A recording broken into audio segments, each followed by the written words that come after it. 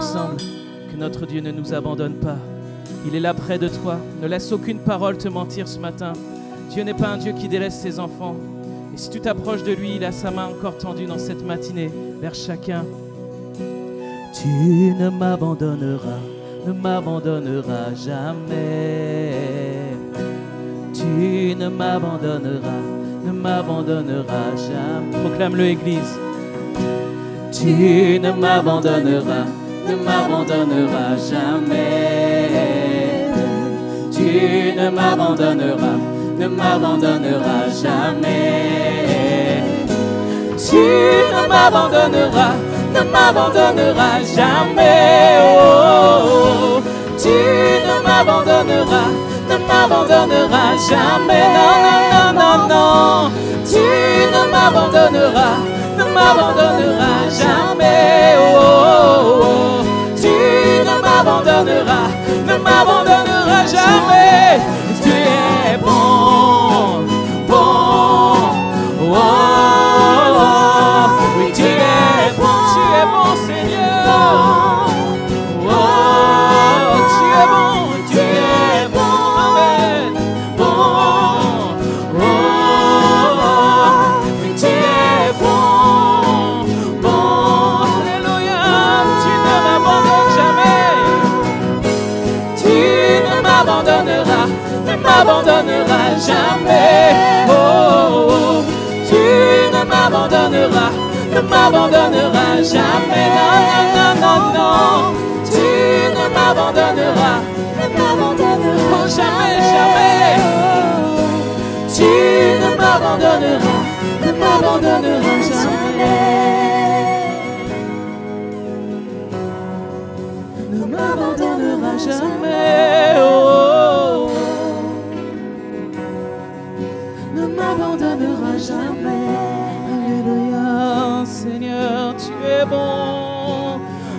bon, Jésus. Amen, amen. Élève ta voix, élève ton cœur dans la présence de Jésus. Tu es bon, Jésus.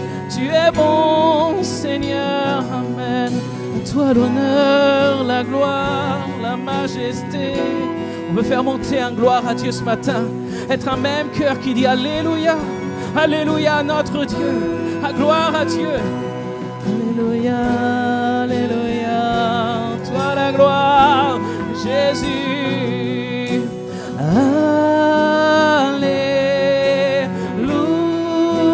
Alléluia.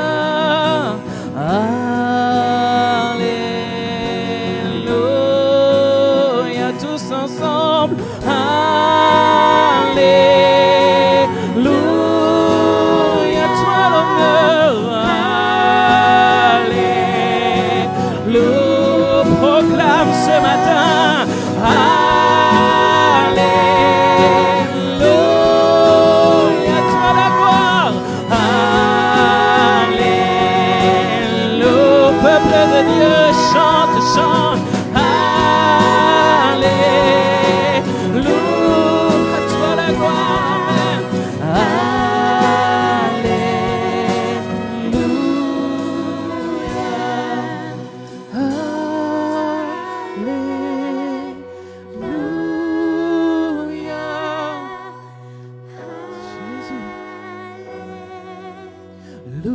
Alléluia, chantons ensemble là. Oh, c'est un Alléluia que nous faisons monter vers toi, Jésus. Oh, Jésus, nous t'aimons, nous t'adorons.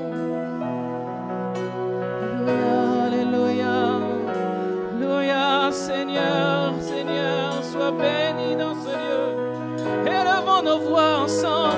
Oh Seigneur, pas qu'une seule voix qui s'élève ce matin, mais un peuple qui forme un même cœur, qui forme une même âme dans la présence de Dieu. Alléluia, Alléluia.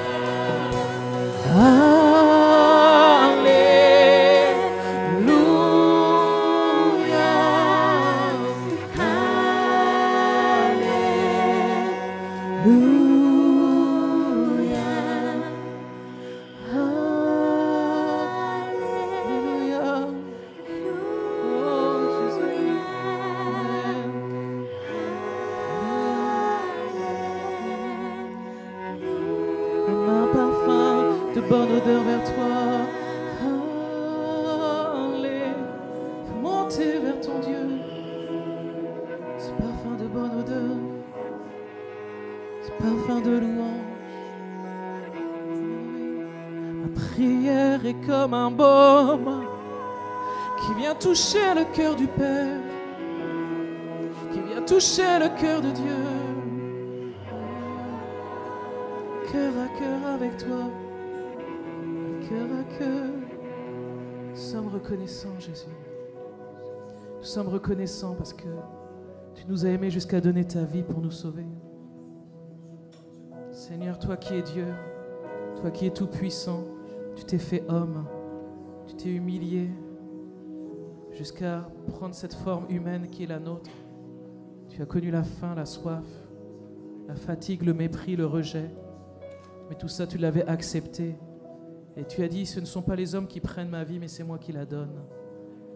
Et Seigneur, devant ce repas de la Sainte Seine que nous allons prendre, nous voulons nous rappeler que ce ne sont pas les hommes qui t'ont pris la vie, mais c'est toi qui as donné ta vie. Seigneur, ce qu'ont fait les hommes, tout était prévu.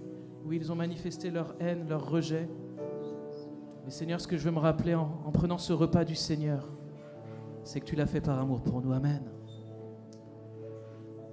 On va prendre ce repas ce matin et j'invite ceux qui ont été désignés à s'approcher. Combien je vais avoir les yeux fixés sur Jésus ce matin.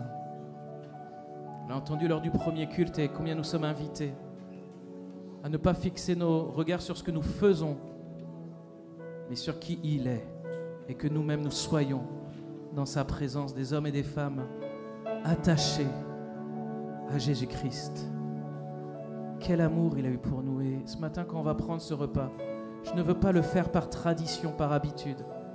Je veux le faire en réalisant jusqu'où il a été par amour pour moi. Réaliser son cœur, réaliser son amour pour chacun de nous. Mon espoir est assuré à la croix. Là où tu as tout donné, là où tu nous as rachetés. Amen.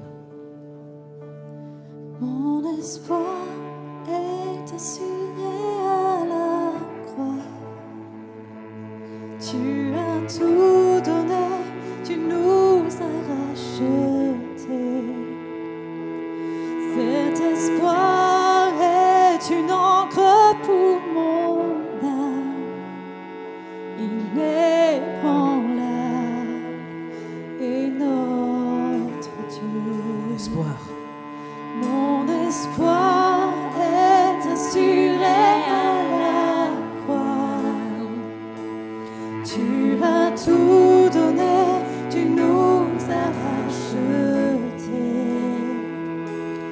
Cet espoir est une encre pour mon âme, inébranlable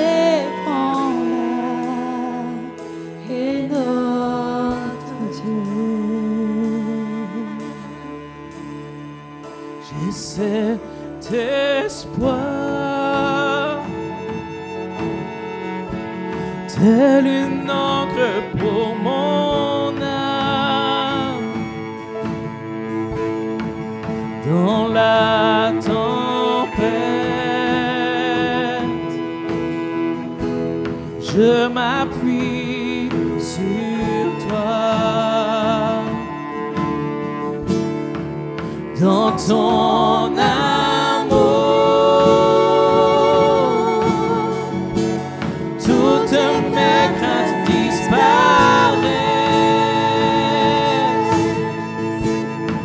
En toutes choses, j'ai confiance en toi. Laisse-moi. Mon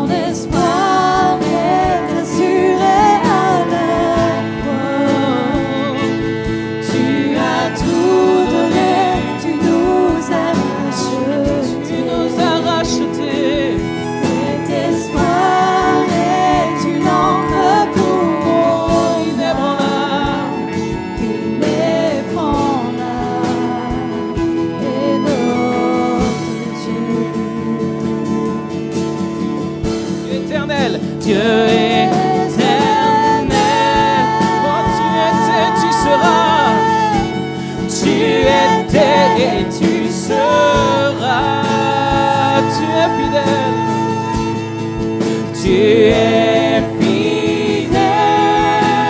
Toujours près de moi, Seigneur. Toujours près de moi. Mon espoir, amen. Mon espoir est assuré à la croix. Tu as tout donné, tu nous as racheté. Cet espoir est une encre pour mon âme, inébranlable et notre Dieu.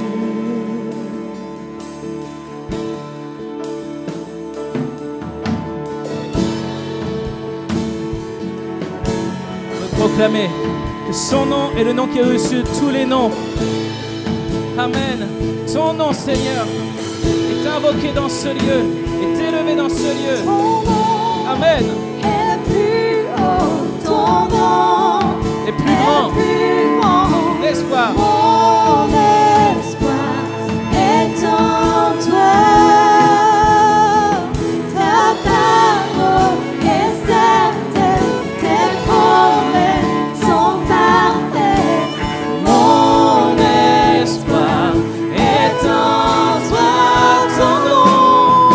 Ton nom est plus haut, ton nom est plus grand. Mon espoir est en toi. Ta parole est certaine, tes promesses sont parfaites. Mon espoir est en toi. Ton nom, Seigneur, ton nom est plus haut, ton nom est plus grand. Mon espoir est en toi. Ta parole est certaine, tes promesses sont parfaites. Mon espoir est en toi. Ton nom, Seigneur. Ton nom est le plus haut, ton nom est le plus grand. Mon espoir est en toi. Ta parole est certaine, Tes promesses sont parfaites. Mon espoir est en toi. ton nom est plus haut, ton nom est plus grand. mon espoir, Mon espoir est en toi. mon espoir est en toi, Jésus. Ta parole, est certaine, tes promesses sont parfaites. Mon espoir est en toi.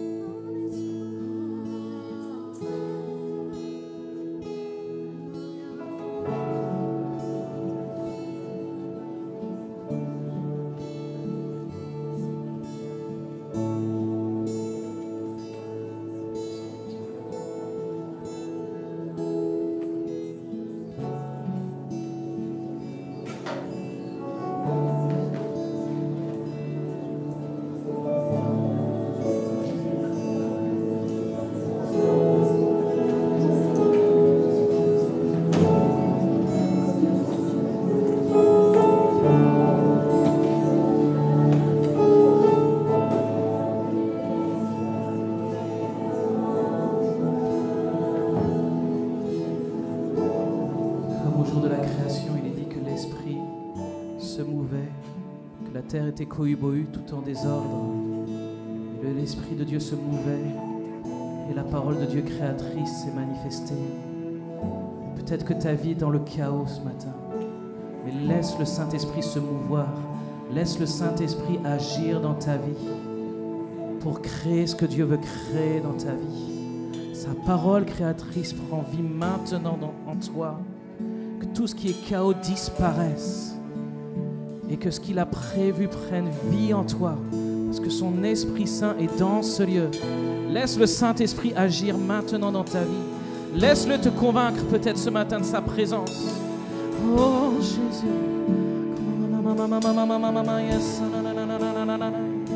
Laisse le Saint-Esprit agir. Invite-le ce matin. Dis-lui, Saint-Esprit, remplis-moi. Dis-lui, Saint-Esprit, agis en moi. Fais ton œuvre en moi, Jésus-Christ. Oh. Jésus a dit, il est avantageux que je m'en aille, parce que je vous envoie le Consolateur, le Saint-Esprit. Et sa présence en nous est une telle grâce, une telle bénédiction. Laisse le Saint-Esprit te remplir ce matin. Laisse le Saint-Esprit descendre dans ce lieu sur ta vie. Alléluia, le Saint-Esprit est là ce matin. Le Saint-Esprit remplit ce lieu ce matin. Alléluia, le Saint-Esprit est là. Le Saint-Esprit se mouve en ce lieu. Alléluia, béni soit ton nom, Jésus. Le Saint-Esprit est là, Jésus. Le Saint-Esprit est là. Le Saint-Esprit est là. Il est là dans ce lieu. Le Saint-Esprit est là. Oh, je le crois. Le Saint-Esprit est... Quand il descend, l'atmosphère change. Quand il descend, oui, tout s'arrête. Il y a transfert entre ciel et terre. Oh, quand il descend, l'atmosphère change. Il y a transfert. Dis-le ce matin. Quand il descend, quand il descend, oui, tout s'arrête. Il y a transfert entre ciel et terre. Amen. Vis-le ce matin dans ce lieu. Quand il descend, l'atmosphère change. Est-ce que tu le sens ce matin? Il y a transfert. Alléluia. Entre ciel et terre. Le Saint-Esprit, le Saint-Esprit est là. Alléluia, alléluia.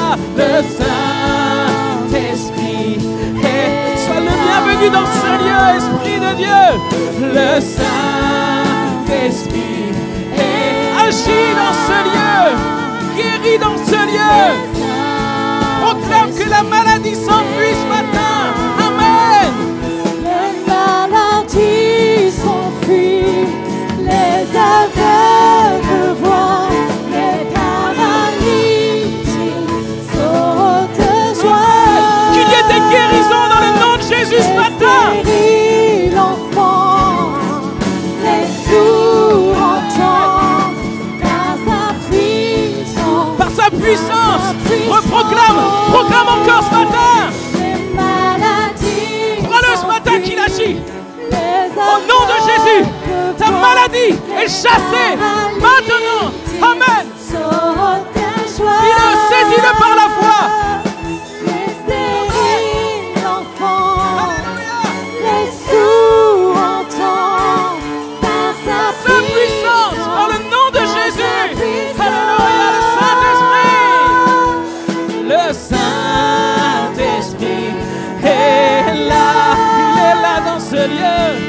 Le Saint-Esprit est là. Il est dans ce lieu. Le Saint-Esprit est là. Oh, le Saint-Esprit est là. Le Saint-Esprit est là. Le Saint-Esprit est là. Alléluia, Jésus. Le Saint-Esprit est là. Oh, dans ce lieu, le Saint-Esprit est là. Oh, sois baptisé dans le Saint-Esprit ce matin. Sois revêtu de cette flamme de feu, de cette onction sur ta vie. Proclame encore, le Saint-Esprit est là. Invite-le. Invite-le ce matin.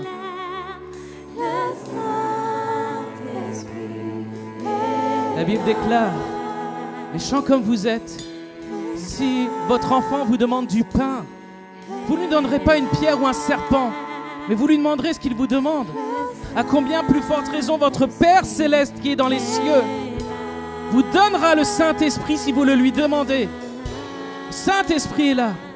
Invite-le dans ta vie. Commence à le louer en d'autres langues. C'est un don, c'est un cadeau qu'il donne. Et il peut le déverser là, maintenant, dans ce lieu. Il est dit que quand tu pries en langue, tu dis des merveilles, tu dis des choses qui glorifient Dieu. Ça dépasse ton entendement, c'est surnaturel. Et c'est simplement quelque chose qui l'élève parce que notre langage est tellement limité. Saint-Esprit est là, Seigneur.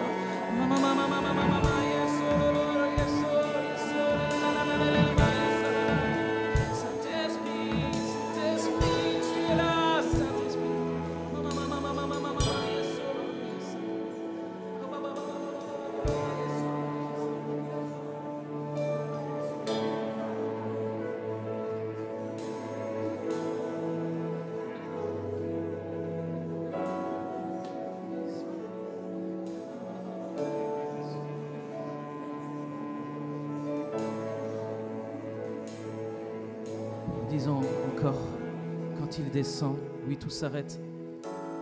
On est dans un moment particulier où tes préoccupations s'arrêtent, où tout ce qui pourrait t'écraser, ça s'arrête, parce qu'il est dans ce lieu et qu'il agit.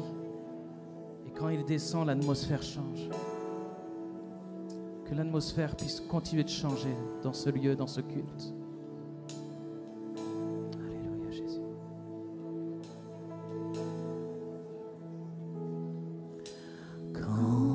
Il descend, oui, tout s'arrête, il y a transfert entre ciel et terre. Quand il descend, l'atmosphère change, il y a transfert entre ciel et terre. Quand il descend, quand il descend, oui, tout s'arrête, il y a transfert entre ciel et terre. Quand il descend, l'atmosphère change, il y a transfert entre ciel et terre.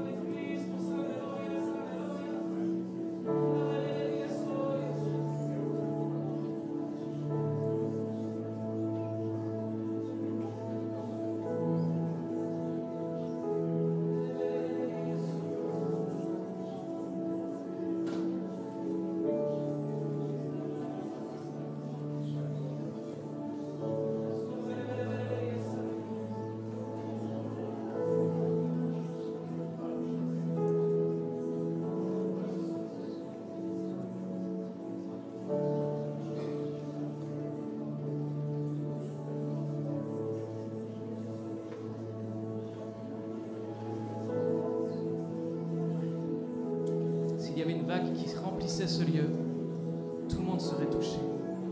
Si une vague arrivait, déferlait sur ce lieu, tout le monde serait touché. Et c'est ce que le Saint-Esprit veut faire. Il est comme une vague qui veut agir dans ce lieu. Il y a des fois des temps particuliers.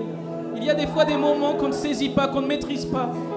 Mais du moment que ce soit lui qui conduit et qui conduit ces moments, que ce soit des temps de délivrance, des temps de guérison, nous pouvons prier pour ceux qui en ont besoin. Oh Jésus.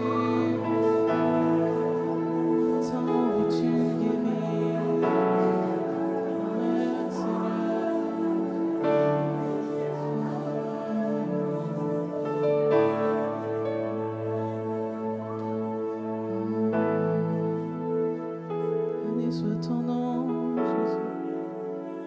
Ton nom est merveilleux. Ton nom, ton nom. Ton nom restaure les vies brisées. Ton nom guérit. Ton nom est invoqué dans ce lieu, Jésus.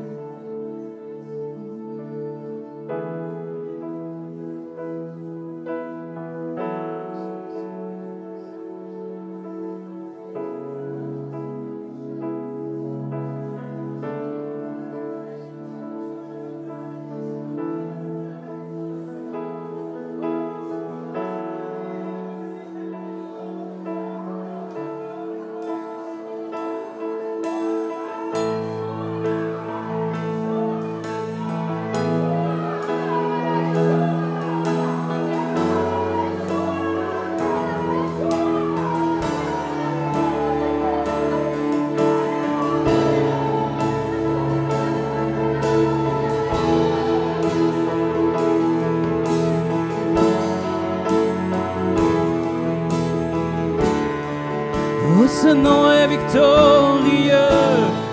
Oh, ce nom est victorieux. Le nom de Jésus-Christ, mon roi. Oh, ce nom est victorieux. Sa puissance est sans pareil. Oh, ce nom est victorieux. Le nom de... On proclame ensemble ce nom. Oh, ce nom est victorieux. Oh, ce nom est victorieux. Alléluia. Le nom de Jésus-Christ, mon roi. Oh, ce nom est victorieux. Ce nom, oh, ce nom est victorieux. On proclame encore le nom de Jésus. Oh, ce nom est victorieux. Oh, ce nom est victorieux. Le nom de Jésus-Christ, mon roi. Oh, ce nom est victorieux. Sa puissance est sans pareil. Oh, ce nom est victorieux. Le nom de Jésus. Oh, ce nom est victorieux.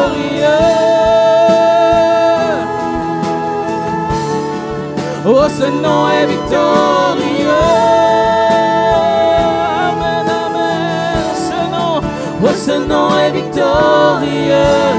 Le nom de Jésus. Dernière fois. Oh, ce nom est victorieux. Le nom de Jésus. Amen. À toi la gloire. Alléluia, gloire à notre Dieu, à notre Seigneur, qui est victorieux. Son nom est au-dessus de tous les noms. Alléluia. Gloire à Dieu, quelle acclamation à notre Seigneur qui est au-dessus de tout nom. Il est victorieux, merveilleux pour tout ce qu'il a accompli à la croix. Sois béni, Seigneur. En cette matinée ETM, comment vas-tu? Yes. Vous n'avez pas été ennuyés un peu par tous les barrages et tout ça, mais on voit que là, l'église est pleine. Il n'y a pas beaucoup de chaises vides, c'est bon ça. Même les hachés là-haut, et c'est rempli. Soyez bénis, frères et sœurs. Cet après-midi, session de baptême à 16h. Miliana, Océane, Darius, Enola, Ninon, on pense à eux, on prie pour eux pour le baptême et on pense à prier pour eux aussi après afin que Dieu continue de les garder durant leur marche. Voilà, n'hésitez pas à les voir, à les saluer après et à prendre des nouvelles de temps en temps. C'est ça la famille, on prend soin des membres, on prend soin les uns des autres. Et comme on commence l'année du bon pied, et on veut commencer dans les starting blocks, pas faire de faux départ, eh bien, à partir de lundi prochain, du lundi 23 jusqu'au jeudi 26, nous aurons une semaine de prière. Et on aura le pasteur Michel Pelletier, mercredi et jeudi soir, sur le thème de saisie par l'esprit. Donc pareil, si vous avez besoin de direction, si vous avez besoin de reconnecter un peu avec le Seigneur, de savoir ce qu'il attend de nous, peut-être ce sera l'occasion aussi de chercher le baptême dans le Saint-Esprit, d'avoir des délivrances, des guérisons, des victoires sur nos vies, eh ben, venez avec nous, venez profiter de ces instants où on va chercher une réelle intimité avec le Seigneur durant cette semaine. Et la semaine se terminera en apothéose avec le vendredi 27, la nuit mosaïque de 23h à 5h du matin pour les guerriers les plus courageux. Voilà, c'est une soirée de prière, une nuit de prière. Ensuite, samedi 28 septembre, dernier appel, sortie ETM Kid. Donc aujourd'hui, c'est le dernier délai pour s'inscrire et le paiement doit se faire avant jeudi. Donc on rappelle, s'il n'y a pas de paiement, il n'y a pas d'inscription. S'il n'y a pas d'inscription, il n'y a pas de sortie. S'il n'y a pas de sortie, il n'y a pas d'exhortation. S'il n'y a pas d'exhortation, il n'y a pas d'exhortation. Ok, donc dernier appel aujourd'hui pour les inscriptions, dernier paiement jeudi. Ensuite, vous savez que dans l'église, on a l'association culturelle AFP Témélia qui s'occupe de servir des repas pour les familles, pour les étudiants, mais il y a également du soutien scolaire. Voilà, il y a un projet de friperie solidaire également. Si vous voulez soutenir l'œuvre, voilà, c'est l'église qui se met en action aussi pour l'extérieur. C'est aussi une occasion, voilà, d'être proche de nos prochains. J'allais dire un peu de répétition, mais c'est pas grave. Donc si vous souhaitez soutenir l'action, n'hésitez pas, voilà, à faire vos dons, sachant que vous avez un reçu fiscal pour les imposer, lors de la déclaration d'impôt, ça peut faire aussi un abattement. Donc voilà, il faut profiter, le Seigneur permet ça. Voilà, soyez bénis, n'hésitez pas à soutenir. Et d'ailleurs, donc Témélia, cette même association, comme je disais, propose du soutien scolaire. Donc à la rentrée, si vous avez des besoins, si vous avez des enfants qui souhaitent bénéficier de cours de soutien scolaire, parce que nous avons des profs, n'hésitez pas à vous rapprocher de Marcella, si vous la connaissez, ou de Vanessa, ou de nous-mêmes, on vous dirigera. Voilà, s'il y a des besoins, n'hésitez pas. Vous savez qu'aujourd'hui, le prédicateur, donc c'est Christian Puiroux. Voilà, donc vous êtes venus nombreux, vous êtes venus pour entendre la parole et c'est une bonne chose. Et je vous invite à vous joindre à moi dans la prière afin qu'il puisse être conduit par l'Esprit pour que nous puissions recevoir la parole de Dieu. Seigneur, nous te bénissons pour ces instants, nous te bénissons pour cette occasion que nous avons d'avoir plusieurs prédicateurs invités pour entendre ta parole selon les hommes de Dieu que tu as inspirés. C'est une vraie grâce, c'est une vraie richesse, Père éternel, et nous te bénissons pour cela. Nous te prions afin que tu puisses étendre ta main, Seigneur, sur Christian, que tu puisses le renouveler, que tu puisses l'inspirer, Seigneur, afin que ta parole passe au travers de lui, au travers de ce que tu veux nous dire, ce que tu veux nous annoncer. Nous voulons aussi nous mettre entre tes mains afin que tu puisses disposer ton cœur, que ton esprit, Seigneur, puisse régner, que ton esprit puisse prendre la direction de cette matinée, Seigneur, afin que nous puissions avoir une relation avec toi, entendre ce que tu as à nous dire, que ton nom soit loué et glorifié. Dans le nom de Jésus, Amen. Amen. Je vais laisser la place à Christian. Simplement, voilà, Christian actuellement donc est maintenant à la retraite sur la côte atlantique d'où il était originaire. Mais voilà, pendant plusieurs années, il a été dans le ministère pastoral. Mais surtout, pendant 19 ans, il a été responsable d'une association AC3, anciennement appelée Teen Challenge. Ça peut-être parle à quelques-uns. Pour rappeler le pasteur David Wilkerson, un homme qui avait vraiment reçu un appel auprès des toxicomanes, va témoigner de l'évangile de Jésus-Christ à quelqu'un qui s'appelait Nicky Cruz, un meurtrier, et qui va donner son cœur à Jésus, qui va vraiment voir sa vie bouleversée. Et suite à ce travail, eh bien, le pasteur Wilkerson va faire tout un travail auprès des toxicomanes, des drogués dans les quartiers de New York. Puis plusieurs centres Teen Challenge vont naître aux États-Unis, dans le monde. Et en France, on avait AC3, dont Christian a été responsable pendant 19 ans. 19 ans avec des hommes qui avaient besoin d'être guéris, délivrés. Et on est heureux de t'accueillir ce matin. Et on sait que Dieu a posé une parole sur ton cœur, toujours dans la thématique de Debout, dans lequel nous rentrons en ce début d'année. Et je te laisse toute la place, que Dieu te bénisse ici à l'Église Tours Métropole et que l'Église te bénisse également. Amen. On peut l'accueillir.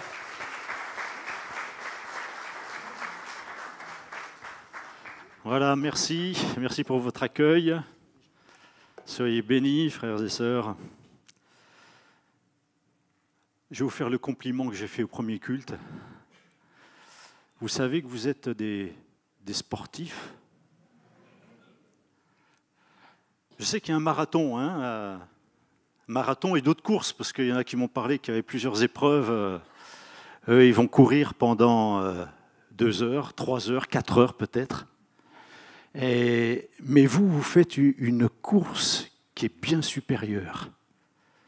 C'est la course de la foi, parce qu'elle dure toute la vie. Quand on s'engage avec le Seigneur, ce n'est pas pour 2 heures, ce n'est pas pour 4 heures, ce n'est pas pour 4 jours, 4 mois, 4 ans. C'est une course qui dure la vie. Vous ne saviez pas que vous étiez de si grands sportifs. Il faut persévérer jusqu'au bout. C'est bien de prendre le départ. Moi, j'ai vu les noms des 5 personnes là, qui vont se faire baptiser. Ils prennent le départ. C'est formidable. Il faut aller jusqu'au bout. C'est une course qui dure toute notre vie. Il ne faut pas se relâcher. Être debout un temps et puis se casser la figure, mais ce n'est pas ça. Il faut se relever. Vous avez vu des fois des compétitions où il y en a qui tombent, ils se relèvent. Ils n'ont peut-être pas gagné la course, ils ne sont pas les premiers, oui, mais ils terminent la course. Et ce qui est important, c'est de terminer la course. Le classement, le Seigneur s'en occupera. Celui qui sera assis à sa droite ou à sa gauche, lui, il sait. Les premiers prix seront discernés à ceux que le Seigneur voudra. Ce qui est important, c'est d'être dans son royaume. Ne serait-ce que d'être le plus petit dans son royaume. On est dans le royaume de Dieu. J'ai franchi la ligne. Je peux tout laisser. Oui, mais si je rentre dans le royaume de Dieu, alors j'ai gagné la course. C'est ça, être debout. C'est aller jusqu'au bout. On sait qu'on reste des êtres fragiles, et le psalmiste le dit dans ce psaume 39. On sait, voilà, tu as donné à mes jours la largeur de la main. Ma vie est comme un rien devant toi. Oui, tout homme debout n'est qu'un souffle. Qu'est-ce que notre vie ? Un souffle. Dans 1 Corinthiens 10, il est dit « Ainsi donc que celui qui croit être debout prenne garde de tomber ». Un souffle, c'est tellement fragile. Job, il dit carrément l'homme, il naît, il est coupé comme une fleur, il fuit, il disparaît comme une ombre. L'apôtre Jacques dit qu'on ne sait pas ce qui arrivera demain, parce que qu'est-ce que notre vie ? Il dit nous sommes une vapeur qui paraît pour un peu de temps et qui ensuite disparaît. On voit bien la fragilité de notre vie et qu'on a besoin vraiment de toute la grâce de Dieu pour arriver jusqu'au bout. Terminer la course, c'est ce qu'il y a de plus important.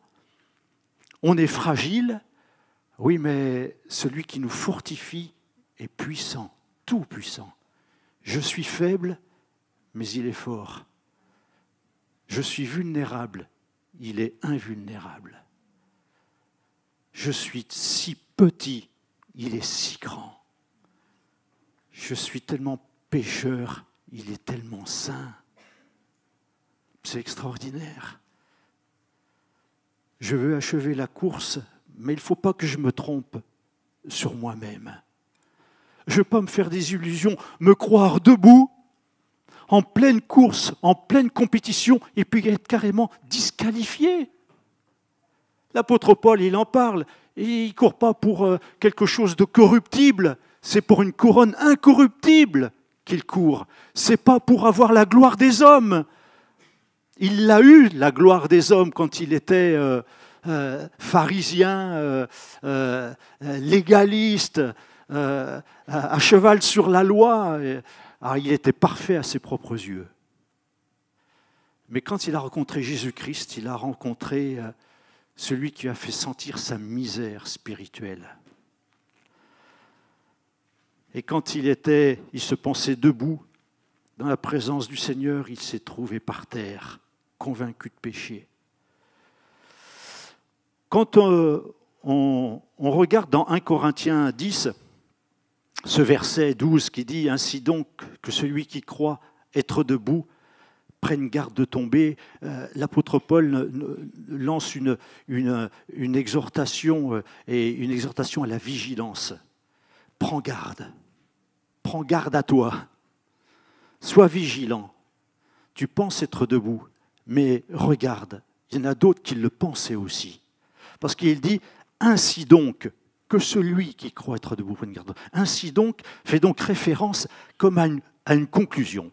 Donc en conclusion, si tu penses être debout, si tu t'imagines, tu prétends être debout, alors fais attention, prends garde, parce que regarde ce qui est arrivé à ceux qui étaient avant toi.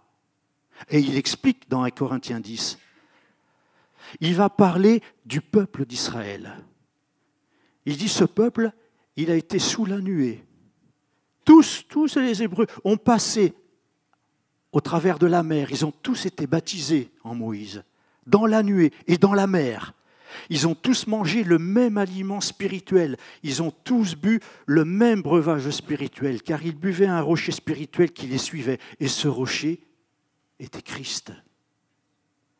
Mais la plupart d'entre eux ne furent point agréables à Dieu, puisqu'ils périrent dans le désert. Et le verset 6. Ces choses sont arrivées pour nous servir d'exemple, afin que nous n'ayons pas de mauvais désirs comme ils en ont eu. Au verset 11, il est dit « Ces choses leur sont arrivées pour servir d'exemple. Elles ont été écrites pour notre instruction, à nous qui sommes parvenus à la fin des siècles. » Que s'est-il passé ? Moi, je fais un rapprochement. L'apôtre Paul ne le fait pas directement. Il ne le fait pas d'ailleurs du tout. Rapporter ce que le peuple d'Israël a vécu dans le désert avec les chrétiens que nous sommes, qu'ils étaient à l'époque, puis que nous sommes aujourd'hui. Bon, je fais le rapprochement quand même, j'ose le faire, de dire nous aussi, nous avons été baptisés. Ils l'ont été baptisés en Moïse, dans la nuée, dans la mer. C'était la présence de Dieu, la nuée. Le jour, la colonne de feu, la nuit. Ils ont vu des miracles extraordinaires. Ils ont vu la puissance de Dieu à l'œuvre. Comment Dieu les a libérés de la main des Égyptiens. Comment il faisait que chez son peuple, il y avait la lumière et c'était les ténèbres chez les Égyptiens. Comment Dieu s'est manifesté, comment la mort est passée en Égypte, a tué les premiers-nés, sauf en Israël, parce que Dieu gardait son peuple. Comment Dieu les a conduits à travers la mer. La mer s'est ouverte. Elle s'est refermée sur les Égyptiens qui voulaient les exterminer. Comment Dieu a pourvu pour le pain qui descend du ciel. Avec la manne, l'eau qui vient du rocher. Mais c'était Christ déjà. Ils ont vécu tout ça. Et comment expliquer ? Mais la plupart d'entre eux ne furent pas agréables à Dieu puisqu'ils périrent.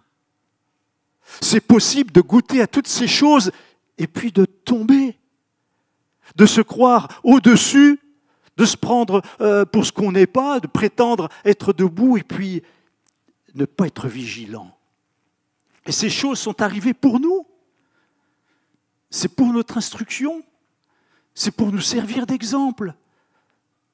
Parce que tout bon chrétien qu'on est, on n'est pas invulnérable. Et que le diable, il ne se trompe pas de combat. Il ne va pas attaquer les gens du monde. Ils sont déjà sous son emprise. Il va s'attaquer à ceux qui appartiennent à Christ pour dire « j'ai un droit sur toi ».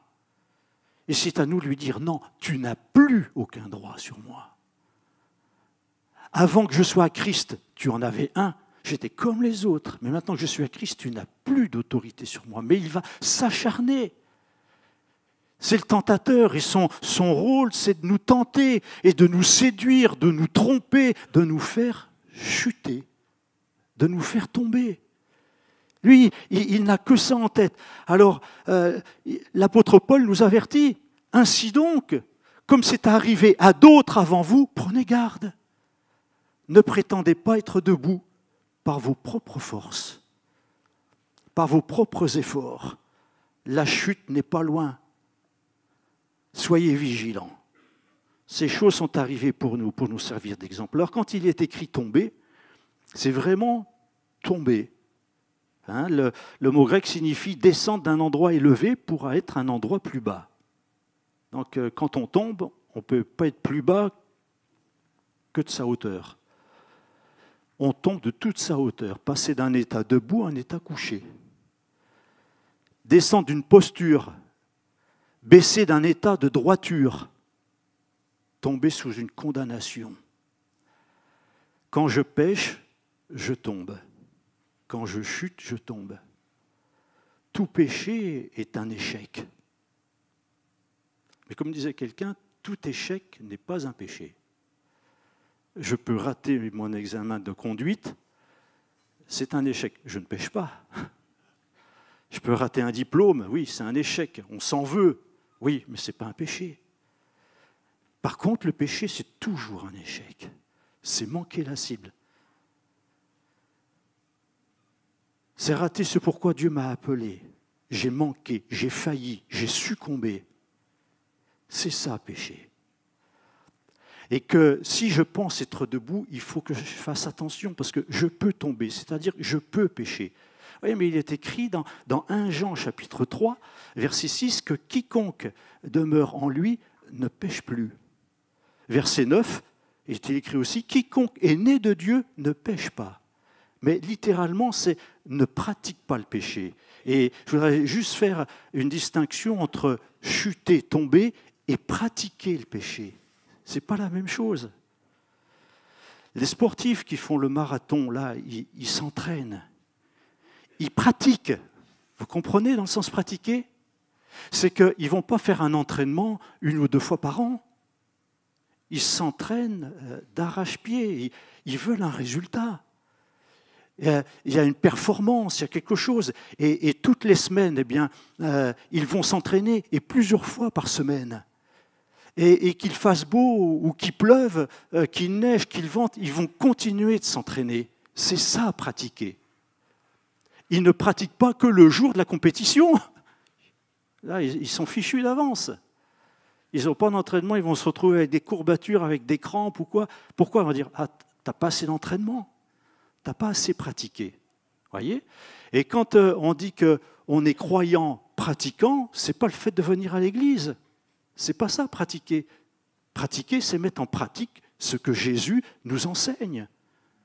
D'aimer Dieu, d'aimer son prochain, de faire du bien, de ne pas te porter de faux témoignages, de ne pas voler, de ne pas mentir. C'est ça, pratiquer. Je vis l'enseignement de Christ. Je mets en pratique. Le péché, c'est pareil. Quand il écrit que celui qui est né de Dieu ne pratique pas le péché, c'est-à-dire qu'il ne va pas le faire. Il peut chuter, il peut tomber. C'est un accident. Il a failli à un moment donné. Il a été faible. Il n'a pas été suffisamment vigilant. Il s'est laissé tromper, séduire. Et il avait envie. Ok. Mais pratiquer le péché, c'est vivre dedans. Comme le sportif, il vit avec son sport, il pense à son sport, il va faire des jeûnes, il va avoir une alimentation adaptée, il va s'entraîner. Enfin, bon, ok, mais le chrétien, il ne pratique pas le péché.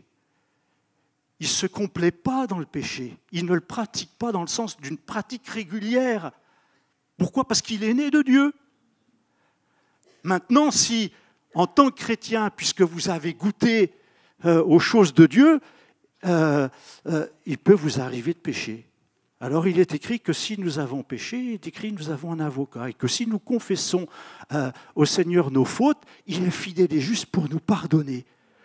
On chute, on tombe, mais on se relève. On continue la course, on ne s'arrête pas. Ce n'est pas dans le sens de Hébreux au chapitre 6 où on voit que le mot tomber, nous c'est le même mot en français, mais ce n'est pas le même mot en grec. Et dans Hébreux 6 et verset 6, ceux qui sont tombés, donc au verset 4, il est dit « Car il est impossible que ceux qui ont été une fois éclairés, qui ont goûté le don céleste, qui ont eu part au Saint-Esprit, qui ont goûté la bonne parole de Dieu et les puissances du siècle à venir et qui sont tombés, soient encore renouvelés et amenés à la repentance, puisqu'ils crucifient pour leur part le Fils de Dieu et l'exposent à l'ignominie. » Et là, ce mot « tomber » ne figure qu'une seule fois, ici, dans tout le Nouveau Testament. Il est unique. Et il signifie vraiment abandonner. Ce n'est pas une chute, un accident. Ce n'est pas « j'ai failli, j'ai été tenté, j'étais trop faible, je n'ai pas résisté. » Voilà. Non, ce n'est pas ça. C'est une démarche volontaire. Et en fait, quand vous savez, il est écrit qu'ils périrent dans le désert. Pourquoi? Parce qu'ils tentèrent Dieu. Ils tentèrent Dieu. Eh bien, c'est un peu ça. Tenter Dieu, c'est être béni. C'est être éclairé, goûter au don céleste, au don du Saint-Esprit, goûter la bonne parole, les puissances du siècle à venir. Waouh, on a tout. Et il n'y a rien qui se passe dans notre vie. Aucun fruit. Rien. Et c'est ce qu'il va dire au verset 7, dans Hébreux 6, verset 7. lorsqu'une terre abreuvée par la pluie qui tombe souvent sur elle produit une herbe utile à ceux pour qui elle est cultivée, elle participe à la bénédiction de Dieu. Mais s'il produit des épines et des chardons, elle est réprouvée et près d'être maudite et on finit par y mettre le feu. Attends, j'arrose la terre, j'en prends soin, je la bénis, et qu'est-ce qui est produit? De l'impureté, des murmures, de la convoitise, de la rébellion, de la révolte, de la désobéissance, du mépris. Mais qu'est-ce que c'est que ça? Je ne la bénis pas pour ça. C'est ça, tenter Dieu. Ce n'est pas lui tendre un piège. Ce n'est pas le tenter comme le diable nous tente. C'est finalement ne pas mettre à profit tous les bienfaits qu'il nous accorde. Et dire, mais si je te bénis, si tu es converti, si tu goûtes au don du Saint-Esprit et à la communion fraternelle, si tu as l'espérance de la vie éternelle, le pardon de tes péchés, mais ce n'est pas pour vivre dans l'impureté, dans la convoitise, dans le mensonge et comme les gens du monde. On ne se moque pas de Dieu. Tomber, là, il est unique. Mais personne d'entre nous n'est dans ce schéma-là. Je ne me moque pas de Dieu. Je ne veux pas que sa bénédiction. C'est lui que je veux. Avoir sa bénédiction, c'est une chose, mais avoir sa bénédiction pour s'éloigner et vivre n'importe comment, le Seigneur m'a dit, non, je ne me moque pas de toi, Seigneur. Je vais me ressaisir. Là, tu me bénis, tu as conduit, ce n'est pas pour que je vive dans le péché. Seigneur, tu as donné ta vie, je continuerai de vivre dans le péché. Non, ce n'est pas ce que je veux, Seigneur. Et si je confesse ma faute d'un cœur sincère et que je délaisse, je m'en détourne, Seigneur, il est dit, il est fidèle et juste pour me laver, pour me pardonner, me purifier de tout péché. C'est extraordinaire. Pourquoi? Parce qu'il veut m'aider à franchir la ligne, il veut m'amener jusqu'au bout, il veut m'aider à finir la course. Je ne veux pas abandonner la foi, c'est le sens du mot tomber de Hébreux 6. C'est divaguer, tomber loin de la foi, se détourner de l'adoration de Dieu. Pourtant, tu as goûté, tu as été béni, oui, mais j'abandonne tout. Je laisse tout, j'y crois plus. Il y a quelqu'un qui vient me dire, il y a quelques jours, là, on faisait une activité sportive, puis il dit, tiens, j'ai appris que tu étais pasteur. Ah oui, ok. Eh ben, moi aussi, moi je suis protestante. C'est une femme, je suis protestante. Je dis, ok, d'accord. Et puis je dis, d'accord, mais toi aussi, alors, c'est bien, tu as l'espérance. Non. L'espérance de la vie éternelle, le pardon des péchés. Non, j'y crois plus. Je dis, tu n'y crois plus? Tu y as cru? Oui, mais maintenant, non. Non, mais je dis, mais alors, pourquoi tu dis que tu es protestante? C'est quoi? C'est juste une appartenance religieuse. Mais je dis, pour toi, c'est quoi? Alors, ça n'existe plus? Jésus mort pour tes péchés? Jésus ressuscité? Non, j'y crois plus. Et tu crois, ça n'existe plus tout ça? C'est un mythe. Il dit, oui, exactement, c'est un mythe. On raconte ça, mais c'est quoi?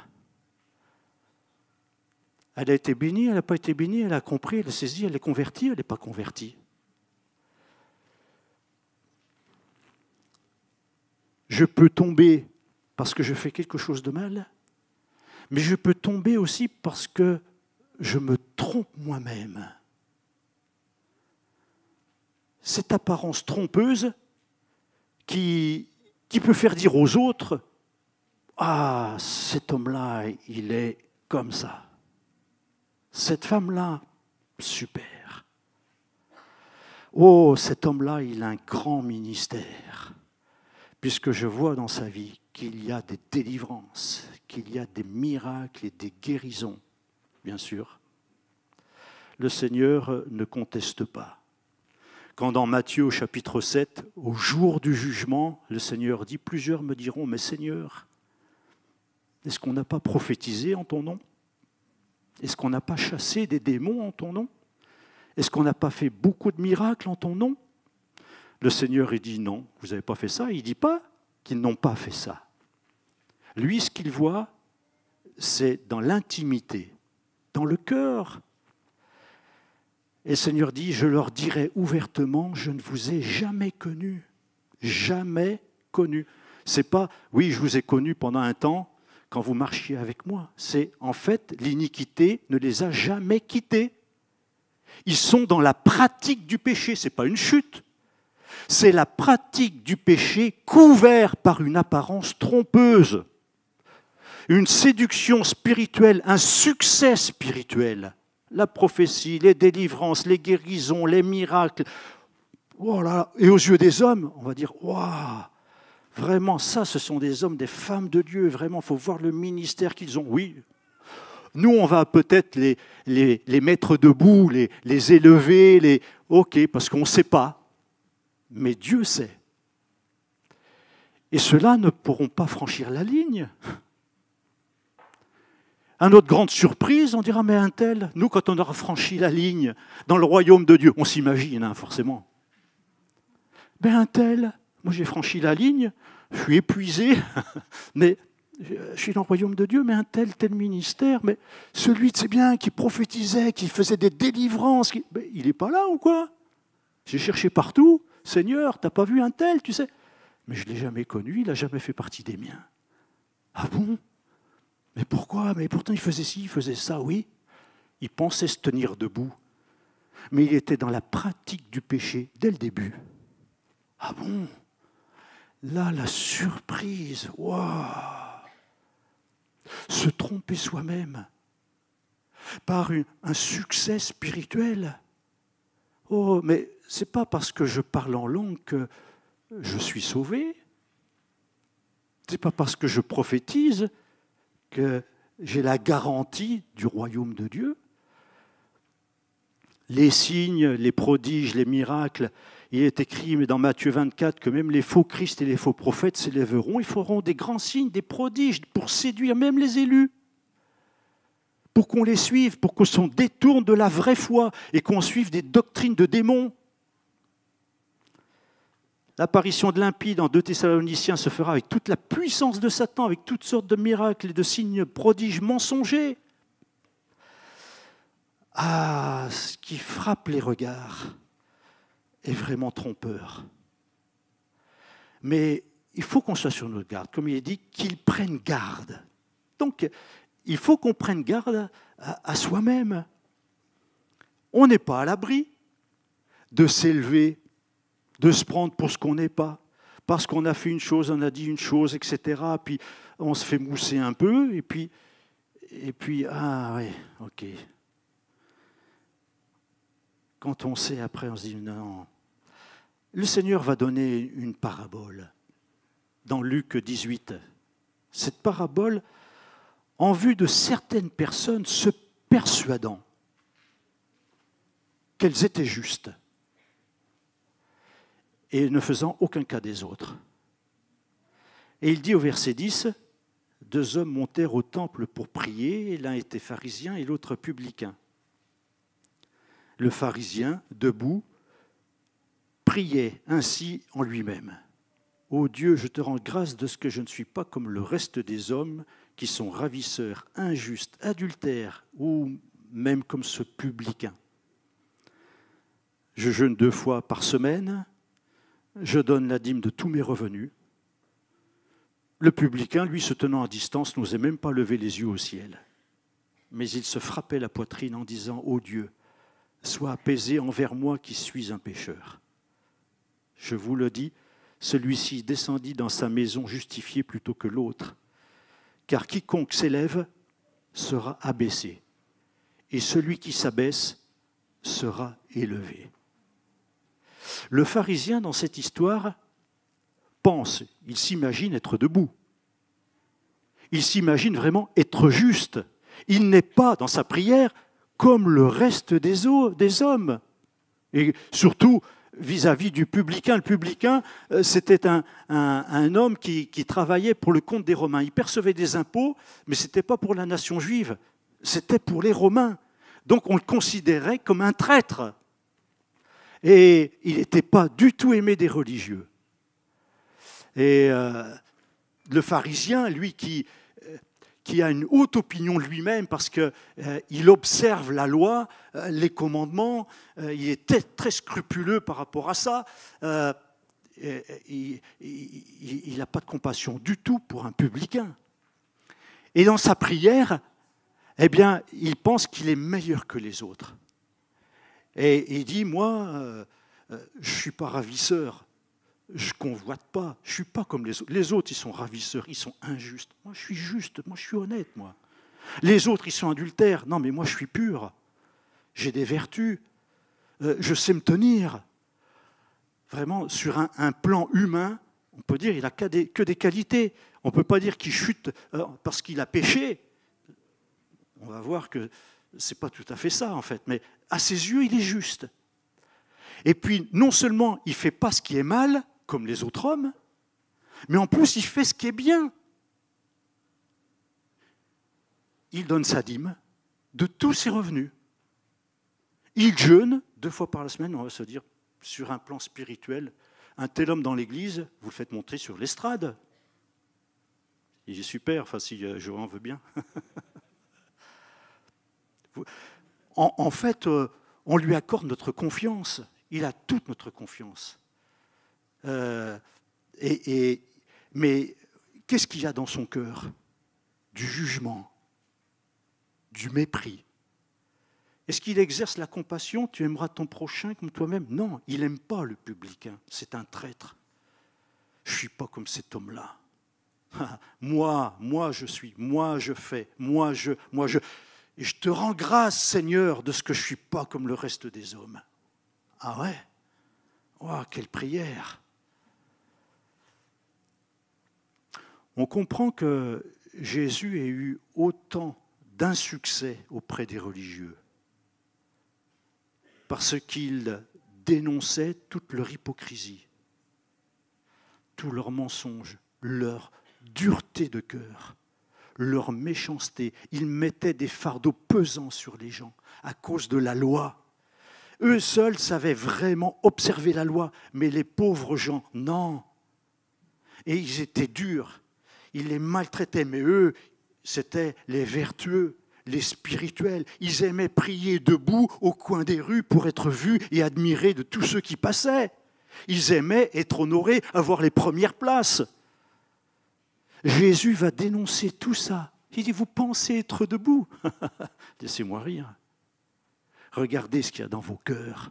La vermine, vous êtes comme des sépulcres blanchis. Vous passez pour être vivants, mais vous êtes morts. Vous êtes remplis de toute espèce d'impureté, d'ossements de mort, etc. Oh là là, il n'en fallait pas plus pour que tous ces religieux, tous ces pharisiens complotent entre eux pour poser des questions, piéger Jésus et pour chercher à le faire mourir. Il dérangeait trop, ce Jésus. Il connaissait les pensées des cœurs, les mauvaises intentions de leur cœur.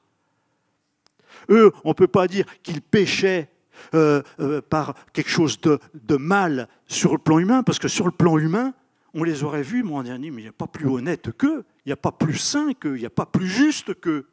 Mais le Seigneur, lui, ne se fie pas aux apparences. Il voit bien leur cœur, qui est rempli de jugement et d'injustice et de suffisance et de mépris pour les autres. Le Seigneur ne s'y trompe pas.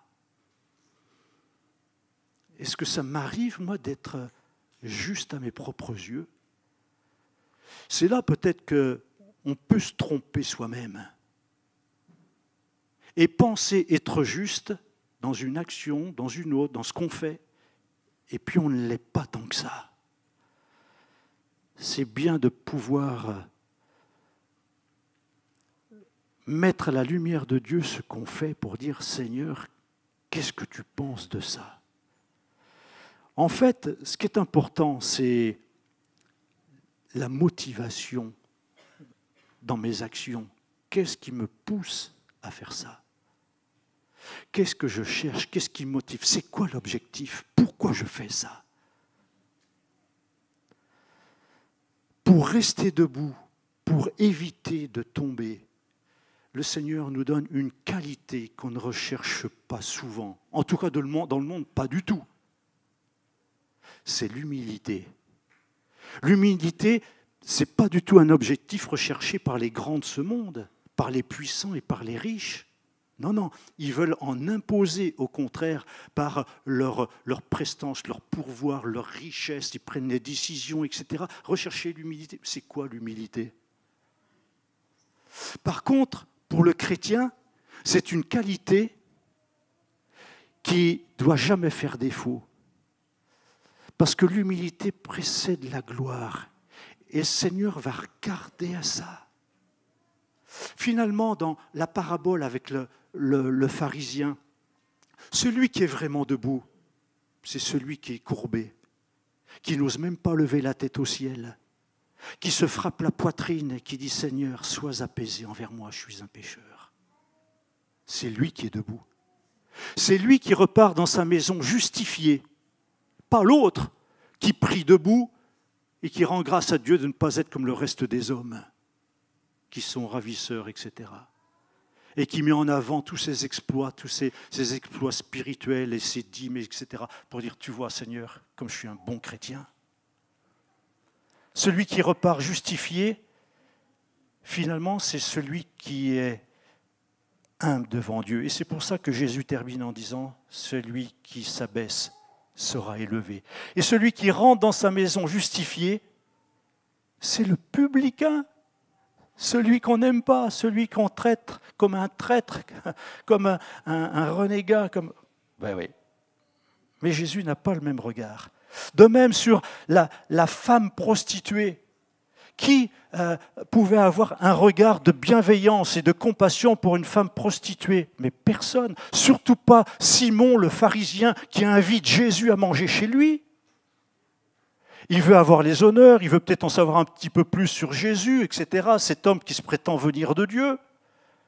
Mais quand cette femme qui n'est pas invitée, cette femme de mauvaise vie vient et puis elle se met près des pieds de Jésus, parce qu'à l'époque on mangeait un peu couché sur les coussins, et elle vient sur ses pieds et se met à pleurer.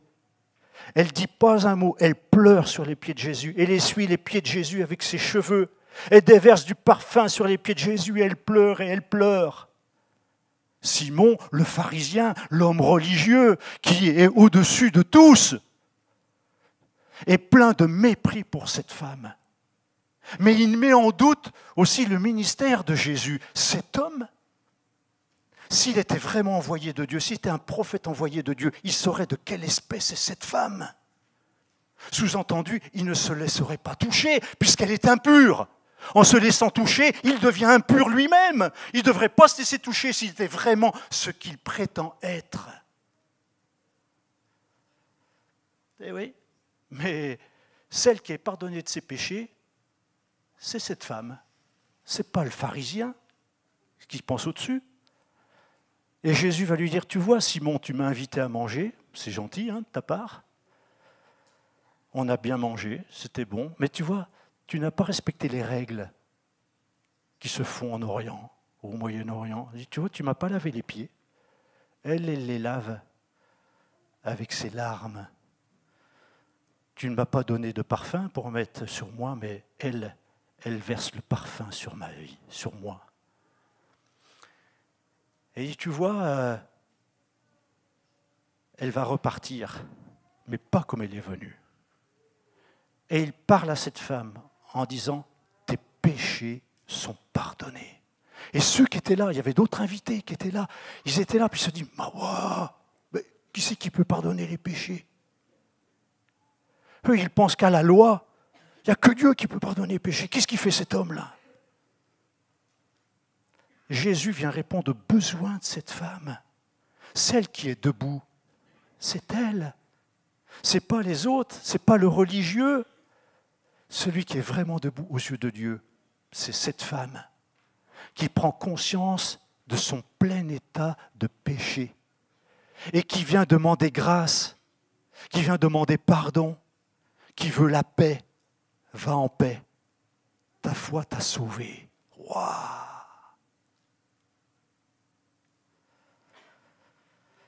C'est l'humilité qui va me garder debout.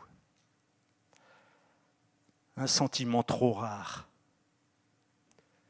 Mais un sentiment qu'on ne peut développer que si on sait se tenir dans la présence de Dieu. Je dois veiller à ce qui me motive. Le dictionnaire, le Larousse, dit que l'humilité, c'est un sentiment, un état d'esprit, l'état d'esprit de quelqu'un qui a conscience de ses insuffisances. Il a conscience de ses faiblesses et il est porté à rabaisser ses propres mérites. Je ne mérite rien. Le dictionnaire Robert dit « sentiment de sa propre insuffisance qui pousse à réprimer tout mouvement d'orgueil ». Vous savez, l'orgueil, il peut se développer même au travers d'une action humble, en apparence en tout cas humble. Je fais quelque chose de simple, même si on va se dire « oui, mais je suis au service du Seigneur, moi je passe l'aspirateur ». Bon, il y a combien de personnes qui passent l'aspirateur?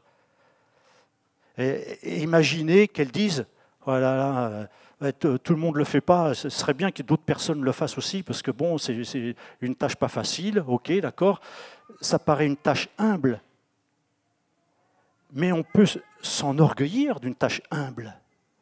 Je fais quelque chose de simple. Je prenais tout à l'heure l'exemple de quelqu'un qui apporte un verre d'eau. Ah, tu ne perdras pas ta récompense.